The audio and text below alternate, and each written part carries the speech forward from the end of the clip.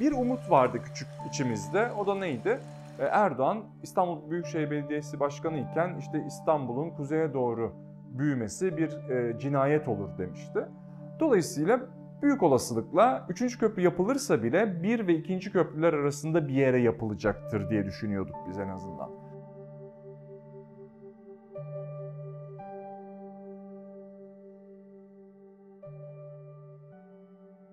Üçüncü köprü böyle bir söylenti olarak dolaşıyordu etrafta. Ama sonra İstanbul Orman Bölge Müdürlüğü'nden birisi, gerçekten hala bilmiyorum ben de kim olduğunu, bize 3. köprünün güzergahını sızdırdı. Ve biz bir anda şok olduk. Çünkü 2 milyondan fazla ağacın kesileceği Orman Bölge Müdürlüğü tarafından teker teker hesaplanmış. Yani daha azı değil, daha fazlasının olması muhtemel, daha fazlası kesildi, o ayrı. Ve biz tabii şok olduk çünkü güzergah ormanın ortasından geçiyor. İstanbul trafiğini asla rahatlatmıyor. Saçma sapan bir proje. 3. köprünün yapıldığı o bölge aslında kırsal nüfusun yoğun olduğu bir bölge ve oradaki o yıkım, yani köprünün yapılması için orada yaratılan ekolojik tahribatın bedelini hem orada yaşayan yerel halk hem de aslında iklim krizinin etkileri bağlamında düşündüğümüzde hem Türkiye hem gezegenin kendisi ödüyor. Ne yapalım, ne edelim derken bunu mutlaka bir şekilde kamuoyuna duyurmamız lazım ama ne yapalım, sadece böyle bir şey var demeyelim, bunu bir kampanyaya dönüştürelim dedik.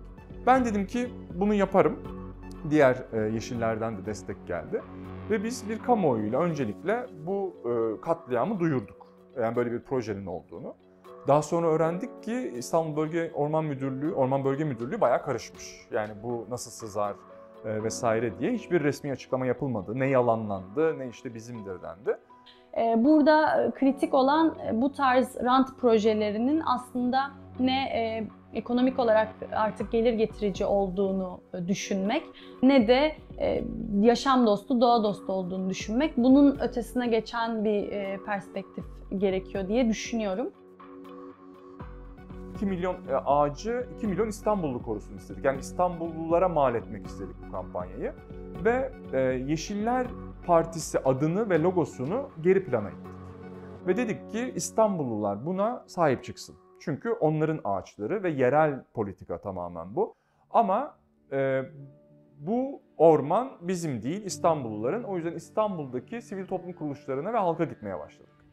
Teker teker gerçek anlamda her hafta belki 6-7 tane sivil toplum kuruluşundan randevu alıp gidip kapılarına dedik ki işte böyle bir proje var, bize bu sızdırıldı, buna siz de karşı çıkıyorsunuzdur herhalde. Eğer çıkıyorsanız desteğinizi istiyoruz. Kulaktan kulağa yayılmaya başladı, böyle bir kampanyanın olduğu. Sanatçılar destek vermeye başladılar. Ben de 3. köprüye karşıyım. Zira 3. köprüyle birlikte İstanbul'da 2 milyon ağaç gidecek. Bu İstanbul'daki ağaçların 1/3 demek. Bu 3. köprü kararı ve onun yok edeceği 2 milyon ağaç, ki 2 milyonu bir kenara bırakalım, 2 ağaç bile gölgesinde dinlenebileceğimiz çok önemli. Kesildiğinde İstanbul trafiğine çözüm getirmek şöyle dursun, bir yandan yeni yapılaşmaya yol açacağı için de sanıyorum katkısı olmak yerine acılar çektirecek insanlara. 3. köprüye ben de hayır diyorum. Hayır diyorum çünkü 2 milyon, en az 2 milyon ağaç kesilecek. 2milyonistanbul.org diye bir web sayfası da yürütmeye başladık o sırada. 28 tane ayrı noktada insanlar toplandılar. Her birinde de farklı bir renk vardı. Mesela Galata Köprüsü'nde Greenpeace vardı. Çarşı grubu, Beşiktaş Çarşı grubu Beşiktaş'taydı. Beşiktaş iskelesinde inanılmaz kalabalık bir ortamda işte sloganlarla, meşalelerle gösteri yaptılar. Ortaköy'de BAK vardı, küresel BAK. Onlar kendi aileleriyle gelmişlerdi ve yine büyük pankartlar hazırlamışlardı. Ve İstanbul'un çeşitli noktalarında da her grup kendi rengini eyleme katabildi. Bu sırada halktan kişiler de o insanlarla, o sivil toplum kuruluşlarıyla irtibata geçebildiler. İlk defa bir eyleme katılan o kadar çok insan vardı ki, yani çünkü bu orman, kuzey ormanları politika üstü bir kavram aslında. Yani Yeşillerin yaptığı şey de o. Bütün bugünkü politikaları aslında geride bırakalım ve bizi yaşatan doğayı korumakta birleşelim gibi bir mantık aslında bu. 3. köprü muhalefet edilmesine ve istenmemesine rağmen yapılabildi. Üçüncü köprüde yapılan kampanyada ne ilk ne de sondu. Türkiye'de de işte dünyanın başka yerlerinde de içinde yaşadığımız neoliberal düzenin yarattığı bir yıkım ve çevreye karşı işlenen suçlar silsilesi zaten var. Bunun karşısında politik olarak örgütlenebiliyor olmak aslında inanılmaz bir kazanım. Üçüncü köprü aslında yapıldığından beri köprünün kullanımını gerektirecek bir yapılaşma yok. Yani o dönem işte İstanbul'un böyle bir köprüye ihtiyacı var diye yapıldı elbette. Bugün nasıl işte Kanal İstanbul'a da ihtiyacımız var denildiği gibi, ama orası aslında birilerine mecburen kullandırtılan, birilerinin mecburen o köprüden geçmek zorunda olduğu, geçmediği halde vergilerini yurttaşın ödediği bir köprü orası. Ve yapılabilmesi aslında bizden maalesef çok şey alıp götürdü.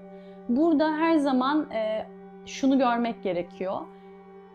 Çevreye karşı işlenen suçlar içinde yaşadığımız hukuk düzeninde bugünün yaşayanlarının yaptığı hatalar ve bunların bedeli maddi olarak da ödenebilir. Yani siz herhangi bir çevre suçu karşısında para cezası ödersiniz ve oradan kurtulursunuz. Oysa biz bunun böyle olmadığını biliyoruz. Çevreye karşı işlenen suçlarda aslında herhangi bir dereyi yok ettiğinizde, bir coğrafyanın bütünlüğünü bozduğunuzda başka canlıların sahip olduğu hakları da ellerinden alıyorsunuz veya o topraklarda yaşayan insanların da temiz havaya, temiz suya, iyi bir çevrede yaşama hakkına ihanet etmiş oluyorsunuz. Burada bu ihaneti yapmaya mevcut düzenin ve sistemin devam edeceği çok açık. Bunun en önemli örneği Kanal İstanbul. Böyle bir kampanya yapıldı ve ona rağmen köprü yapıldı diyebiliriz ve başarısız olarak elbette görebiliriz, ama örneğin o dönem bu kampanyaya rağmen köprü yapılmasına düşündüğümüzde bugün Kanal İstanbul karşısında bir muhalefeti örmek ve güçlendirmek daha mümkün hale geliyor. Bunlar birbirinden ayrı mücadele alanları değil. Giderek büyüyen bir yıkım var ve bu giderek büyüyen yıkımın karşısında giderek de güçlenen bir ekolojik muhalefet var Türkiye'de.